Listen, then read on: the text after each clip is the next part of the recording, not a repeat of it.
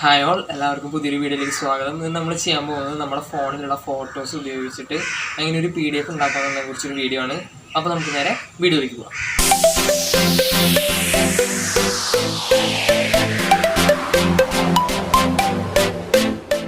Play സ്റ്റോറിൽ നിന്ന് Microsoft office എന്നുള്ള ആപ്പ് ഡൗൺലോഡ് ചെയ്യുക. ആപ്പിൻ്റെ ലിങ്ക് ഞാൻ ഡിസ്ക്രിപ്ഷൻ ബോക്സിൽ കൊടുത്തിട്ടുണ്ട്.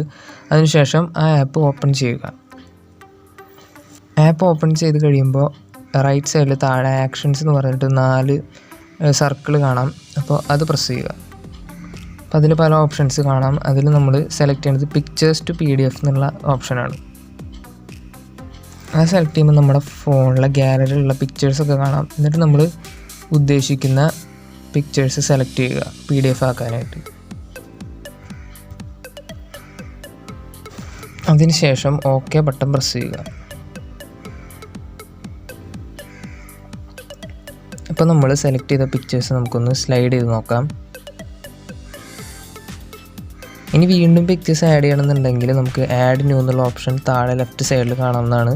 ഇനിയിപ്പോൾ നമ്മൾ സെലക്ട് ചെയ്ത പിക്ചേഴ്സ് നമുക്ക് ക്രോപ്പ് ചെയ്യുക, അങ്ങനെ എന്തെങ്കിലും എഡിറ്റിംഗ് ഒക്കെ ചെയ്യണമെങ്കിൽ അതിലുള്ള ഓപ്ഷൻ ഉണ്ട്, ക്രോപ്പ് എന്നുള്ള ഓപ്ഷൻ ഉണ്ട്. അപ്പോൾ നമുക്ക് ആ പിക്ചർ ക്രോപ്പ് ചെയ്യേണ്ട ആവശ്യമുണ്ടെങ്കിൽ ക്രോപ്പ് ചെയ്യാവുന്നതാണ്. എല്ലാം ചെയ്തതിന് ശേഷം ഡൺ സെലക്ട് ചെയ്യുക. ഡൺ സെലക്ട് ചെയ്ത് കഴിയുമ്പോൾ നമുക്ക് document.pdf എന്നുള്ളൊരു നെയിമിലാണ് അത് കാണുക. അത് നമ്മൾ എഡിറ്റ് ചെയ്യണം. അതിനായി റൈറ്റ് സൈഡിൽ കാണുന്ന 3 ഡോട്ട്സ് പ്രസ് ചെയ്യുക. അതിൽ റീനെയിം എന്നുള്ള ഓപ്ഷൻ കാണാം. അവിടെ ഡോക്യുമെൻ്റിനൊരു നെയിം വെറുതെ നിങ്ങൾക്ക് ഇഷ്ടമുള്ളൊരു നെയിം കൊടുക്കുക. ഞാനിവിടെ പിക്ചേഴ്സ് എന്നാണ് കൊടുക്കുന്നത്. അതിനുശേഷം റീനെയിം പ്രസ് ചെയ്യുക. ഇനി നമ്മളിത് സേവ് ചെയ്യണം. അപ്പോൾ സേവ് ചെയ്യാനായിട്ട് വീണ്ടും റൈറ്റ് സൈഡിൽ കാണുന്ന ആ 3 ഡോട്ട്സ് പ്രസ് ചെയ്യുക. സേവ് ആസ് എന്നുള്ള ഓപ്ഷൻ സെലക്ട് ചെയ്യുക. അതിനുശേഷം നമ്മൾ ഈ ഫോണിൽ ഏത് ഫോൾഡറിലേക്കാണ് അല്ലെങ്കിൽ ഏത് ലൊക്കേഷനിലേക്കാണ് ഇത് സേവ് ചെയ്യേണ്ടതെന്ന് വെച്ച് കഴിഞ്ഞാൽ ആ ഒരു ഓപ്ഷൻ സെലക്ട് ചെയ്യുക. ഞാനിവിടെ ദിസ് ഡിവൈസിൽ ഡോക്യുമെൻറ്റ്സിലാണ് ഇത് സേവ് ചെയ്യുന്നത്. അതിനുശേഷം സേവ് കൊടുക്കുക. അപ്പോൾ നമ്മുടെ ഡോക്യുമെൻറ്റ് അല്ലെങ്കിൽ PDF സേവ് ആയിട്ടുണ്ട്.